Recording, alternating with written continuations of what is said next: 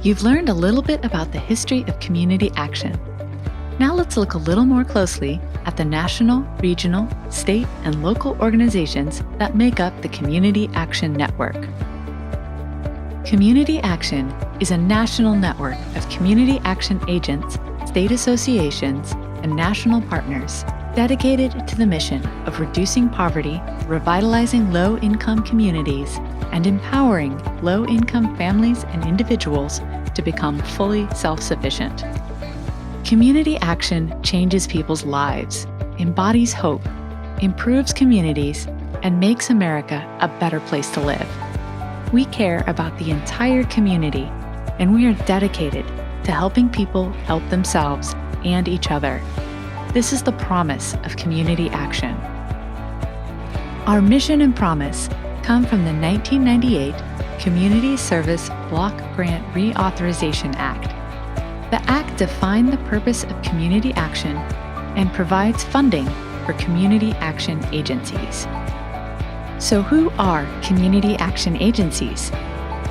Community action agencies can be nonprofits or local government departments designated as Community Service Block Grant or CSBG eligible entity by their state. The over 1,000 individual community action agencies are supported by several national partners. Our national partners include the National Community Action Partnership, CAPLAW, National Association of State Community Service Programs, Office of Community Services, and National Community Action Foundation. The National Community Action Partnership, often called the Partnership or CAP, is a member organization focused on providing training and best practices for local community action agencies and state associations. CAPLAW is another member organization that primarily provides legal advice to local community action agencies and state associations. The National Association of State Community Service Programs, or NASCASP, is a member organization similar to CAP, but serves state agencies. They also manage data collection for the CSBG annual report. The Office of Community Services, or OCS, is the federal office responsible for administering the CSBG. It's located in the U.S. Department of Health and Human Services. The National Community Action Foundation, or NCAF, lobbies for community action programs. They do not receive federal funding.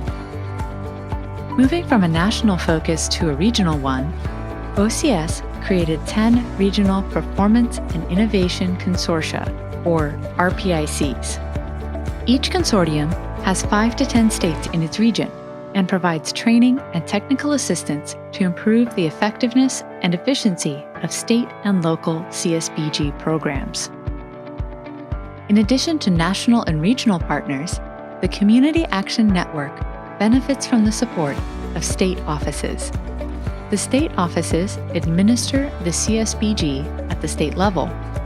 State offices contribute to the Community Action Network by ensuring a broad distribution of services throughout the state, holding community action agencies accountable through monitoring, dispersing CSBG funding, appointing new CSBG eligible entities, and assisting with training and technical support. Lastly, we'll talk about the community action agencies themselves. Remember, these can be any organization that is designated by a state as a CSBG eligible entity. Community action agencies can be a local government department or public agency, or a 501c3 nonprofit or private agency, but they must be governed by a tripartite board. To be in compliance with the CSBG Act, a tripartite board must consist of at least 1/3 democratically selected representatives of the low-income community, exactly 1/3 local elected officials or their representatives, and the rest from major groups and interests in the community. Community action agencies either provide services directly or subgrant money to nonprofits in the community.